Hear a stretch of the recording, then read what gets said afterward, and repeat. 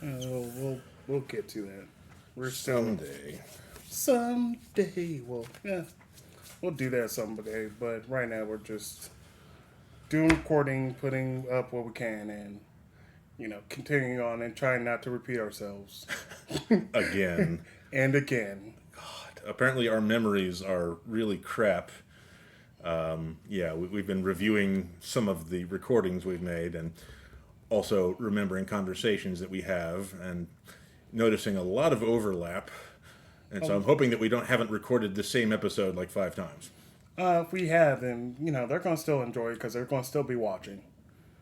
We're going to have to count on our audience having the same attention span that we do. That's why we welcome them to the Rubber Duck Syndicate. That's right. Welcome, welcome, welcome. Because you have a short attention span and you don't know any better. You remember on Comedy Central back in the day, they had short attention span theater? It was just clips of stand-up all the time. I kind of remember that. So they show like the stand-ups, like if they had like a good bit that was like 2 to like 3 or 5 minutes, they would just show that and then like keep moving on, and they just kind of show other ones back to back to back. Yeah, stand-up highlight reels. Yeah, it was actually kind of good for them to do that, because if you didn't want to watch like someone's like their full special at that time, you're like, okay, I can't commit to half an hour special. Let me see some of their jokes. So if I want to go back, I can go back and watch this and see their special and see what they're about. Yeah, that's how I learned about a lot of comedians back in the day. Yeah, because it gives you good exposure. Because it's like, oh, I like this particular comic, their joke, and they did this. Oh, that's funny. And then you're still watching. Another comic comes on, they have a funny joke. You're like, I haven't heard of this person. Let me watch them. Let me watch their stuff. And also, comedians are like, wait a minute, you want to take my best material that everyone likes, just that, and you want to put it on national television? All right. Yeah, it was essentially TikTok, YouTube Shorts, all the stuff for media now. Prior to having the access on your phone before that, so It was TikTok on TV. there used Only to be, fewer like random dancing girls. people enjoy those dancing girls every so often because they're learning the dance moves. They're like, I want to learn how to dance like this woman. Yes, that's why I watch dancing girls on the internet, is to learn the dance moves. That's why everyone's watching them. They're like, Yes. I'm going to watch this video 20 to 30 times in a row to watch this girl dance so I can learn their dance move. Did you learn the dance move? I can't get it, but my hand is short tired. Or whatever they're using. It's masturbation I'm talking about. People masturbate to unconventional stuff. Wait a minute, dancing girls are unconventional? I guess so. We've been doing it wrong since the dawn of time, apparently. You might have. I don't know.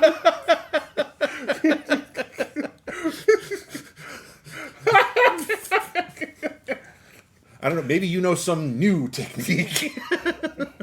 No, just old-fashioned techniques, I guess.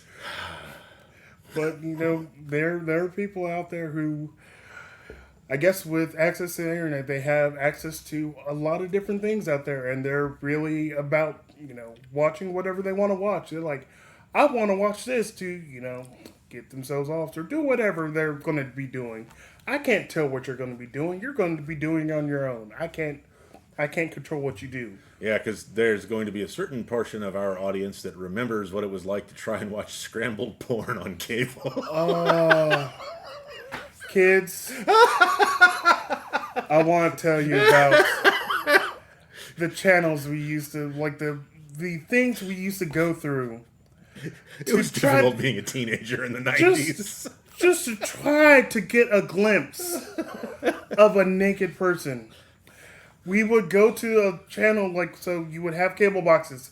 We had cable boxes back then. If you don't know what that is, look it up. We had cable boxes and you go to the higher channels. If you did not pay for them, they would be scrambly, fuzzy, whatever it was. But every once in a while, you would get a glimpse of a belly button, a boob, a butt cheek. It could have been any of these things. All the B's, all the B letter words. Because they're like bellies, butt cheeks, boobs, maybe a ball sack. Whatever it was, you would get a glimpse of it. and it would be glorious because you're like, I've been waiting my whole life for this. I've beaten the system. And you've beaten something else too. I was talking about masturbation again, Yes. folks. Yes. Yeah. I am that. Speaking of abrupt segues, let's talk about anything but this. Okay. All right. You know what? I'm going to talk about something that I thought about the last couple days. And it's about someone who died. All right? Now, just stick with me. It's about someone who died and their impact on the world. And how much of an impact it was on the world and how it affected us. I'm talking about Morgan Spurlock, the guy who did the documentary on where he Supersize ate Me. McDonald's for like a month. Yeah. So after that, McDonald's was like, oh, we're going to take away the Supersize Me option because you can get like an extra large fry for like a nickel. They were like, oh, if you got like a medium meal, they were like, oh, would you like to upsize it, supersize it for... It was the equivalent of like 25 cents or something like that. That was ridiculous. You would get a mound of fries.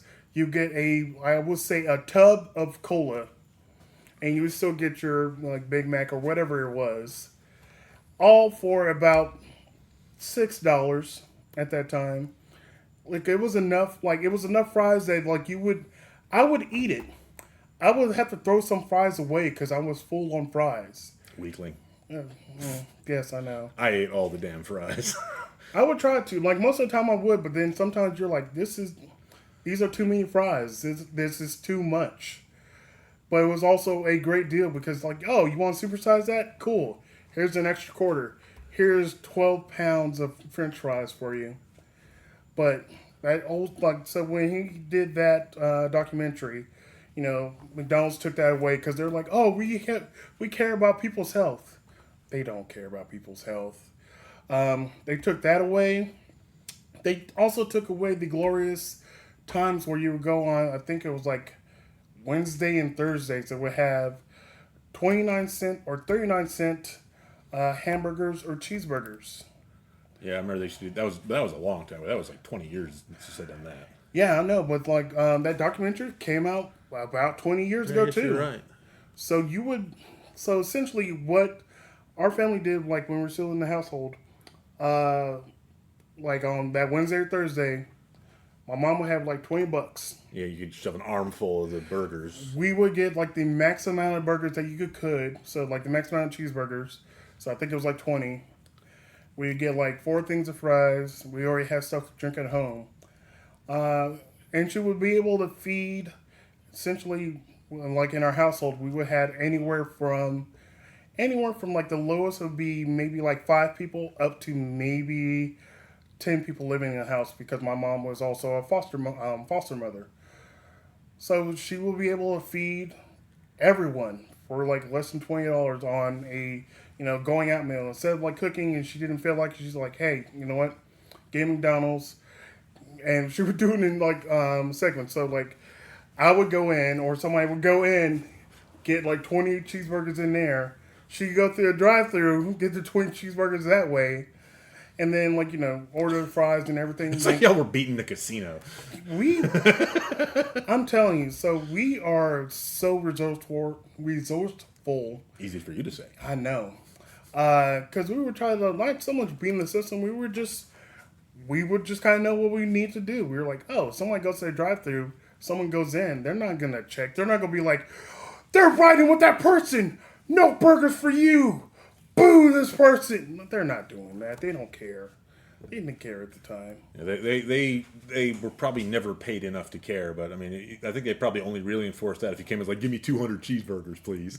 Yeah, but they also set the limit of like, you only get 20, but if you got in line and you were like talking to the person behind you, you're like, this is my spouse, they would be like, yeah, you guys can't do that. But someone's going to drive-thru, one person's inside, how they're going to know? They have no idea. So they weren't really enforcing it at that time. Way to stick it to that clown, though. Yeah. Fuck you, Ronald. That clown has killed millions of people. Killed more people than Pennywise, hasn't it? Yeah. That's a much scarier clown than Pennywise. But We're being, real deep here, folks. yeah, because guess what? We're going to talk about killer clowns from outer space. That is a fantastic segue, and I'm glad you did that. Yay! Yeah, I remember the killer clowns from outer space. I remember being unnerved by it as a kid. It wasn't so much that it was scary as it was just kind of wrong. Yeah. Yeah, it was kind of like you watch and you're like, okay, yeah, people have a fear of clowns. I understand it. This just amplified it by 20. Yeah, like everything that makes you uneasy around clowns, imagine that's baked into the character, and also they're literally out to get you. Yeah, and it wasn't just one or two clowns. No, it was initially, I think, like 4 or 5 clowns that landed, and then they were going to do the alien invasion, and then maybe a couple hundred more showed up. If I'm remembering this correctly. I remember it differently. I remember that, like the alien spaceship, which looked like a circus tent, landed, disguised cunningly in an actual circus. Yeah. And then, like, there was 4 or 5, maybe 5 or 6, horrible alien clowns that came out, and they were, catching people and killing people. They were killing people for no fucking reason. Just killing them in, like, horribly creative clownish ways. Like one guy was there was a security guard that they threw pies at. They just covered him in like cream pies, but it turns out the pies were like horrible corrosive acid, and so all you had left was the bones of the security guard. And then there was they ran a guy off the road just cause. Yeah. Just because. But they were collecting people because they were turning them into like these weird cotton candy cocoon things, and so they were like drinking people with a crazy straw from the cocoons. I remember that because they were just poking and they like just start sucking the blood out, and then just kind of dry. But like the one that I would still remember was the sheriff that was in the sheriff's office caught a clown. I don't know why they put handcuffs on this clown, put the clown in jail, but before they shut the gate, he like hit him with the nightstick on the back of the head. As he was cuffed, the clown's head did a 360. A 180. My bad. Yeah. Did a 180. Looked at the guy. He just proceeded to lock the jail like nothing was going to happen. Motherfucker, you just seen someone do a 180 with their head and still lived. And you think everything is fine. But, he got turned into a puppet afterwards because the clown killed him. And I'm not sure where he put his hand. He put it somewhere, like in his back or something, and we just kind of had him like a clown, had him talking. Yeah, I remember that. And now I'm going to have trouble sleeping, thanks. You're welcome. Well, you already have trouble sleeping. This is true, yeah. Don't try to blame it on me. I was blaming it on the movie. But, oh, yeah, go and blame it on the movie. Yeah, but no, it's also you. Oh, well. you can blame me for a lot of different things. Yeah. It's okay. It's racism. Yeah, it's my fault.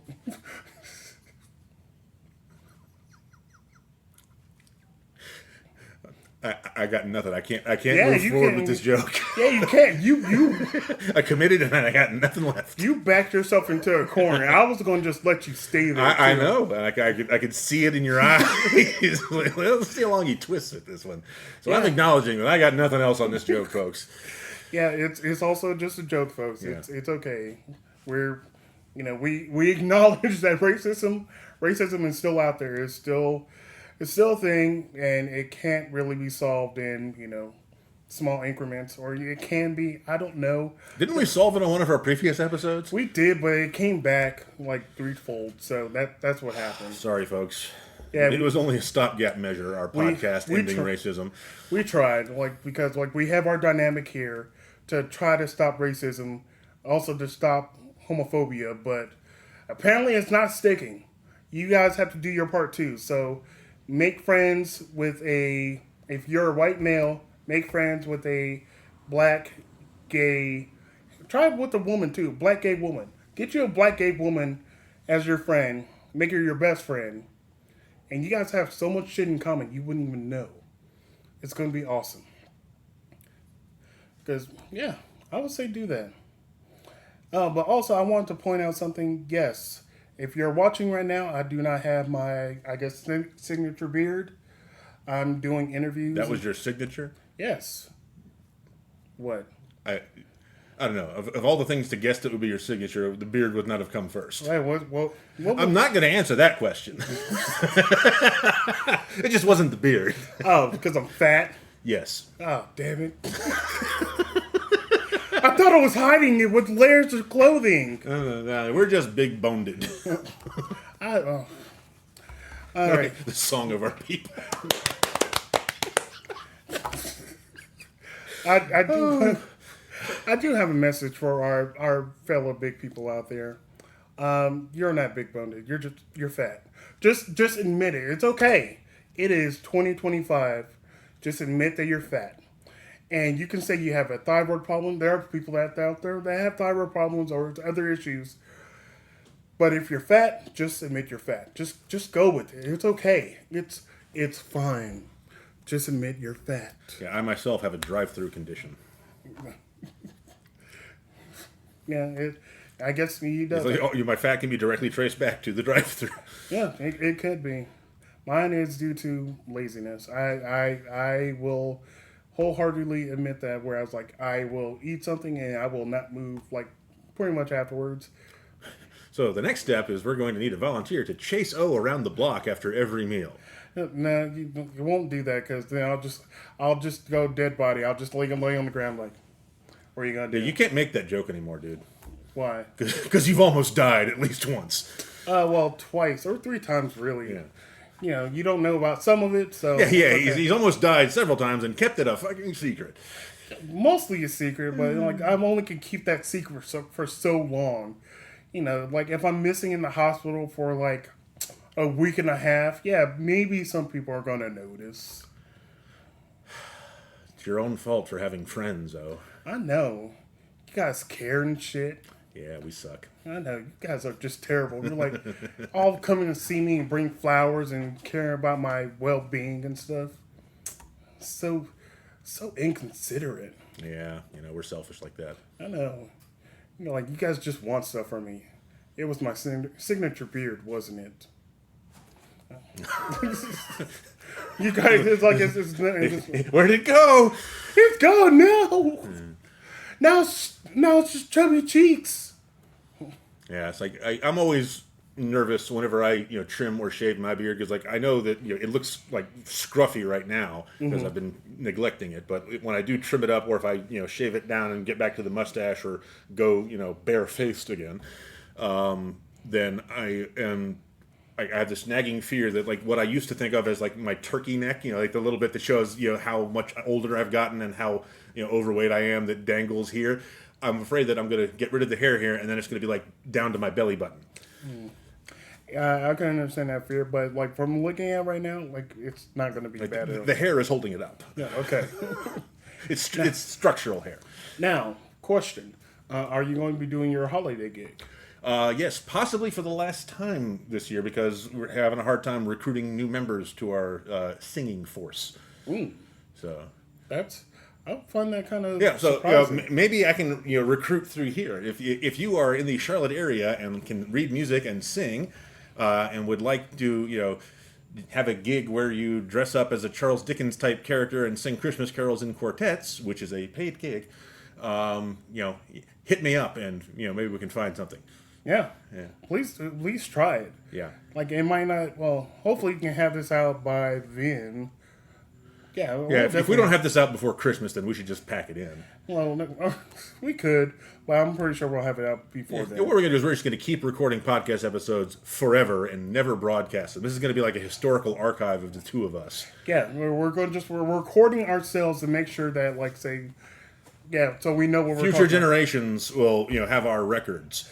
Yeah, they're like, we don't know about VHS and VCRs, and we're like, hey, we got you. Yeah, it was a box you put the thing in, and you watched porn. I'm sure there was more to it than that. There was more to it, but that's primarily what people were watching. Yeah, we should probably have some sort of analysis of the topics that we cover in all of our episodes, and do like a plotted on some kind of chart. So we talk about 3 things: we talk about porn, movies, and I don't know, what's the third thing? We have a third thing. Our food. We talk about food. I was going to say our failures. Oh, and those can be related to the first 3.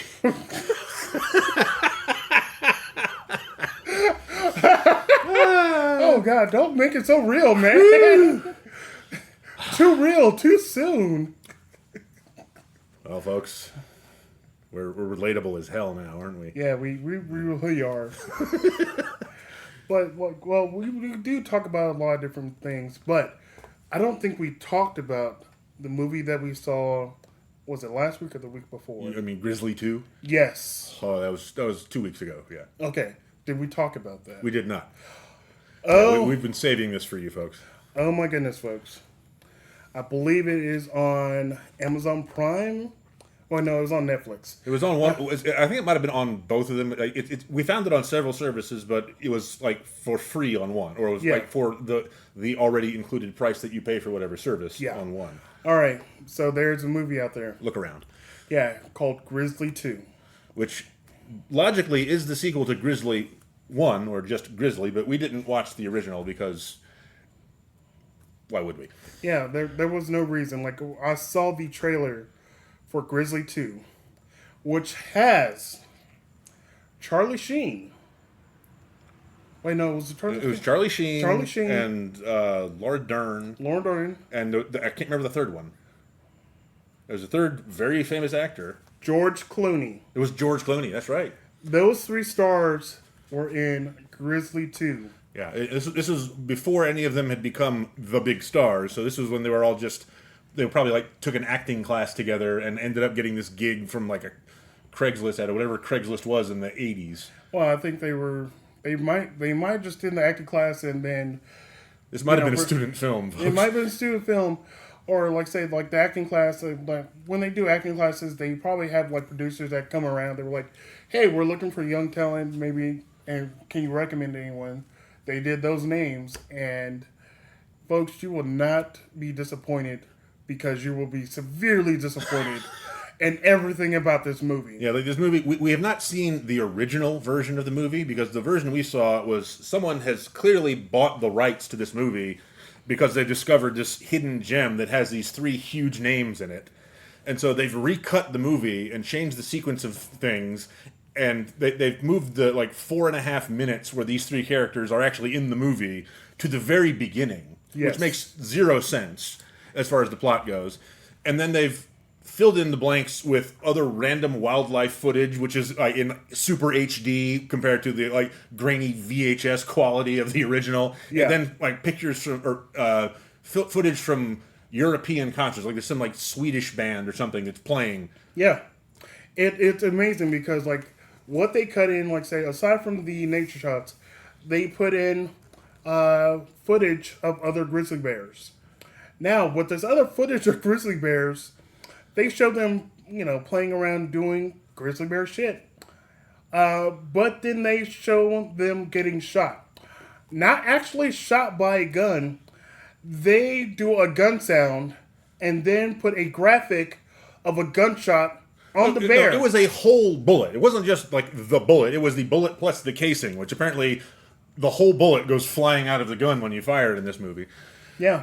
And so it magically shot across the scene in slow motion, and then there was a spatter of blood, and we inferred that there was a dead bear because of it. Yeah, a couple of dead bears, because I guess they shot the baby bears. I think it was just one baby bear. Oh. That was the plot. So this gigantic mother grizzly bear goes on a rampage because some poacher randomly killed her baby bear. Yes. Only they've cut in footage of other baby bears playing unaccompanied by other adults, so we can assume they're like, there's other bear cubs out there, so maybe she had more, maybe they're just extras. I don't know.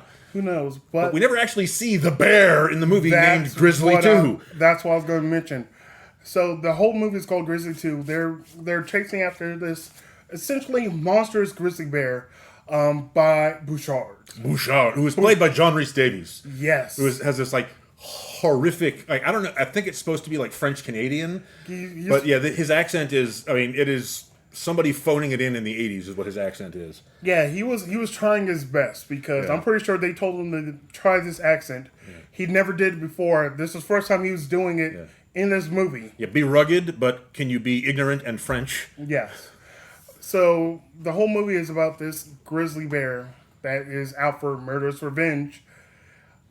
The amount of times we actually see it, I can total it to maybe I'm gonna say honestly, maybe a minute 30 of the movie. And Were you watching a different movie? I only saw that bear for like 5 seconds, right at the very end. like yeah, the 5 seconds at the very end. There were cuts when like when she killed the sheriff guy.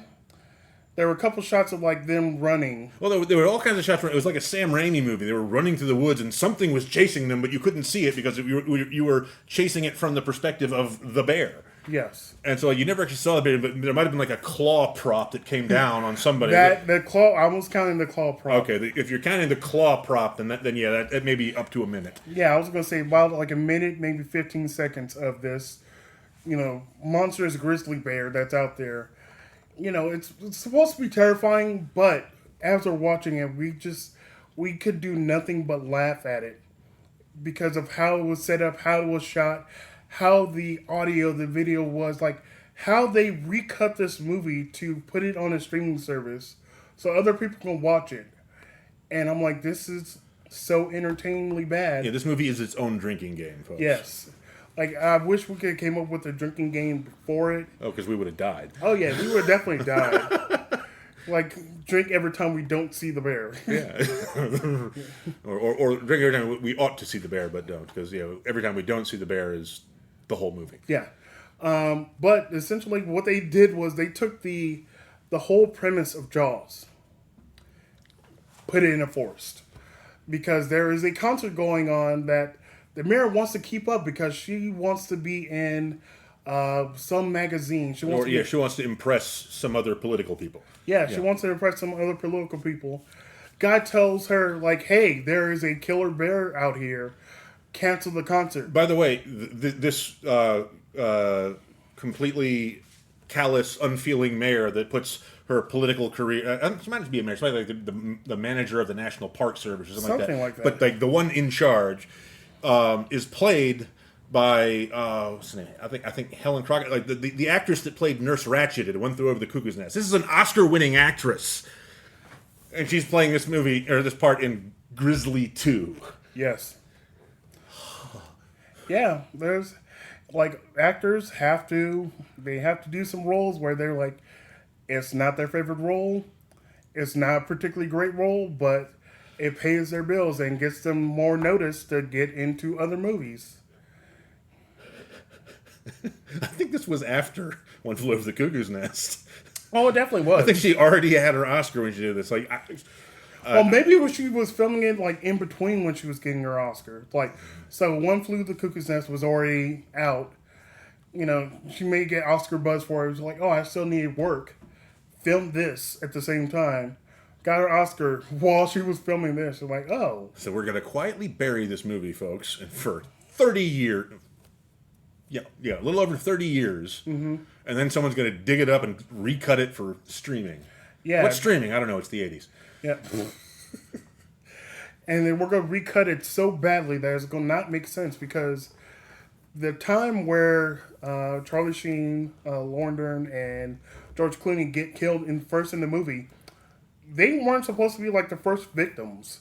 They were supposed to be like probably the third or fourth. Yeah, they were supposed to be like in the middle of the movie because like after they die, which is the first scene in this recut, the movie doesn't mention them for like half an hour. Yeah, it's wild, and then the amount of people that they tried to introduce into this movie. I guess the forest guy's daughter is introduced. Like, she was just off to the stage, standing on the side. And it's like, hey, you want a job? Sure. Which, for a white girl in the 80s, that's really how it worked. Yeah, I think in the 80s, that's how everything worked. Yeah. Like, they would just they would come out like this. Like, hey, you need a job?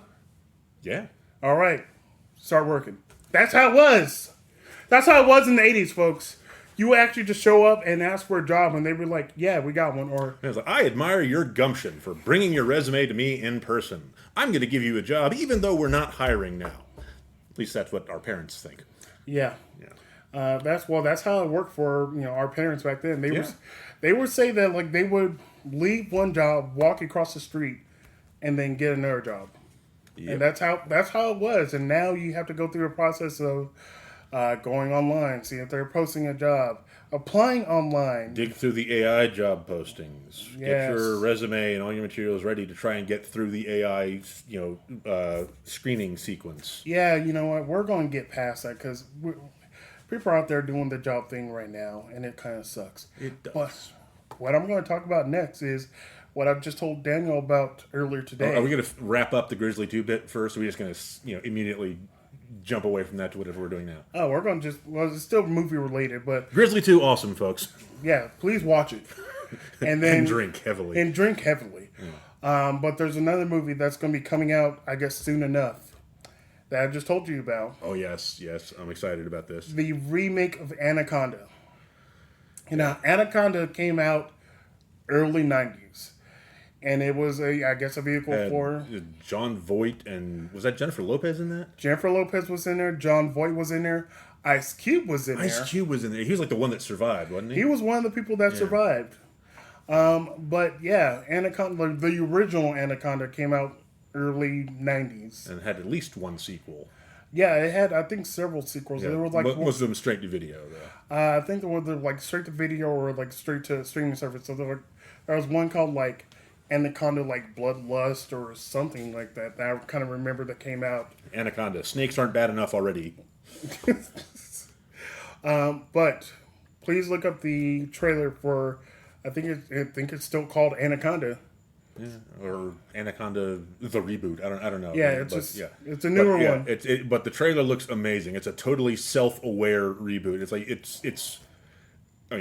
it's an exercise in meta filmmaking and fourth wall breaking, I think. Yeah, because it has that. I would say it has that balance of it has the humor that you need, but also the frightening, scary part that you need to have a decent scary movie where it's like, okay, it could be a little bit funny, but also a little bit terrifying because you're essentially going against anacondas, which range anywhere from, I'm not even sure how like a big anaconda can actually get. I don't know. I know that they've found very large snakes in the wild.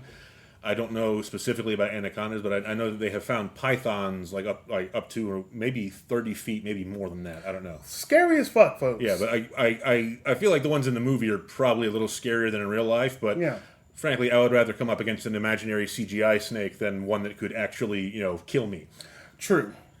Yeah, because the CGI ones are like a snake head on a stick, and they just kind of put it in your face like, "Be scared, be scared." I'm such a good actor. Yes, you are. Yes. We're both good actors. Watch us emote.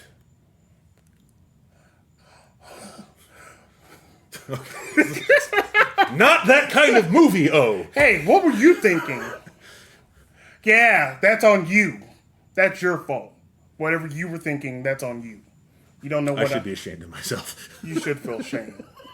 Shame. I wish I had a belt so I could do that shame thing. Oh, by the way, it took me forever to realize. So you've seen Game of Thrones with the Shame Nun, who was famous. I have not seen Game of Thrones, but I'm aware of it. Yeah, you know who the Shame Nun is. Mm-hmm. Have you seen Ted Lasso? I have not seen Ted Lasso. Okay, the Shame Nun is like one of the most likable characters in Ted Lasso. Okay. Yeah, she plays the boss lady / owner, Rebecca. Okay. And it took me I know I've seen her somewhere before. What have I seen her in? It's the Shame Nun. Oh my God. She's the owner of a football team, European football team. Yes. And yeah, so it's just that trips me up.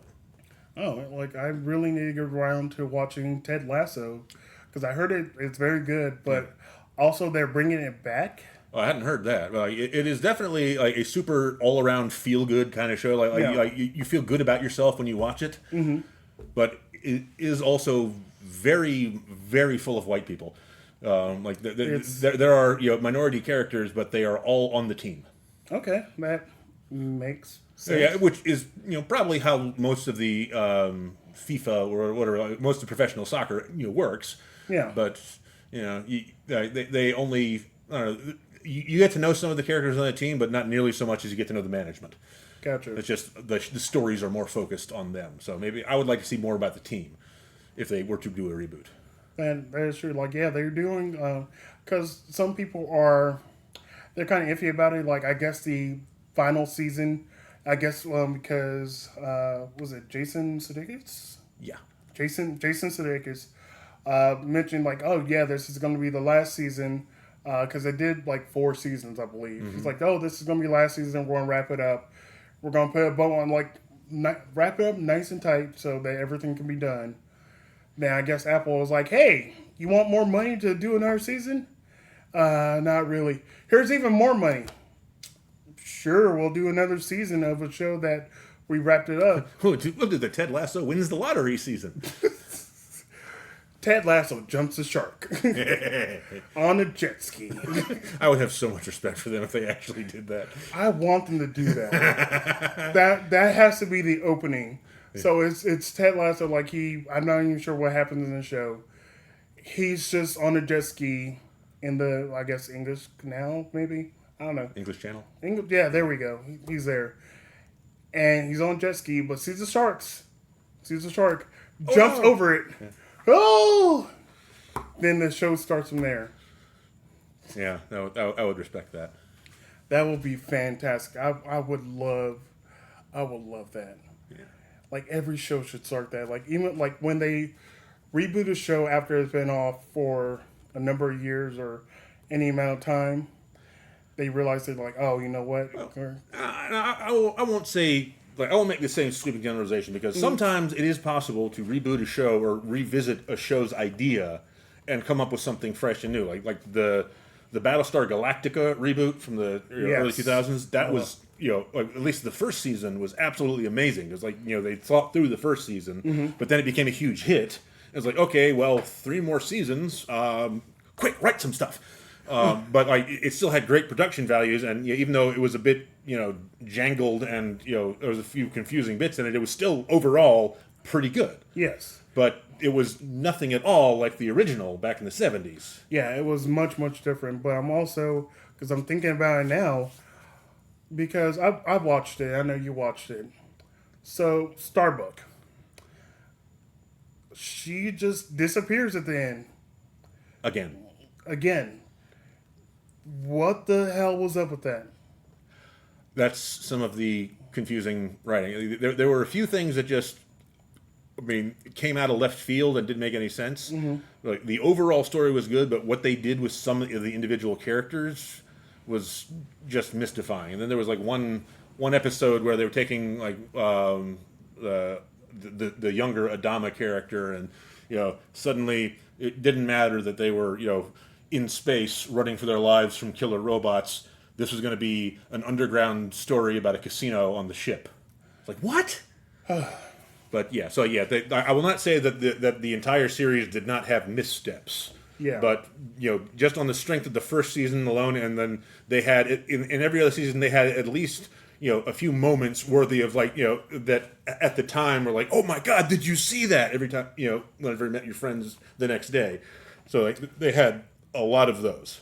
I couldn't think of another show that was like that where the first season was phenomenal and then they kind of went to the wayside with it. Was Heroes. Yeah, like the first season was written by someone who had never actually read comic books, just a really good writer that happened to adopt that device. Yeah. And then the remaining seasons written by people who had never watched the first season, I'm pretty sure. Yeah, it was very weird to watch that because like I remember when it was coming out, I was working nights. So on Thursday, like I think it was a Wednesday night or Thursday night. I forget. That was probably back when I was, being a filthy internet pirate and downloading all of my television, which I'm totally not anymore. No, don't admit to any of that. They can still come get you. Never say you had a Napster account, okay? What's Napster? Yeah, exactly. Look how innocent and nonchalant we are. Kids, there was a thing out there called Napster. Please look it up at some point. Yes, it makes Lars Ulrich cry. Yeah. Anyway, so with Heroes, I remember it came out like at night, and I was working nights. So I would get home, and this would be like 6, 7 o'clock in the morning. I would go to, I think it was like abc.com to watch it on my computer that night, that morning before I went to sleep. And that would be my ritual like every morning. I was like, oh, let me stop here, maybe get some breakfast, and watch that episode of Heroes. every morning before I went to sleep. Yeah, I remember like the first season was extraordinarily good, and Yeah, then they because- just, it's like they didn't know what to do with the hit on their hands, and they, I don't know if the original writer left or was fired, or I don't know what happened with the original writer or writing team. Yeah, original writers But- or like the showrunners. Yeah, but like whoever was in charge of the story after the first season dropped the ball. Yeah, I think I'm not sure if they realized how big of a hit it was going to be, because they put out their premise of save the cheerleader, save the world. And then everyone was saying that. They're like, oh, we got to protect this cheerleader. Who's going after him? Oh, this person's going after him. They're eating their brains. And you find out, like, oh, he's not eating their brains. He's just cracking their skull open and touching a part of the brain. And then, Usually playing with it. Yeah. But yeah. and then that was it. I'm like, oh, you're going to send Hero to Japan? Oh, and there's an ice cream person. truck in the neighborhood. We might have to take a break here, folks. Oh, I think we're actually done. Hopefully it's not the, like, Hero Clowns from outer space, though. We're going to go investigate. If we never come back, we were eaten by clowns. Yep. Bye, folks.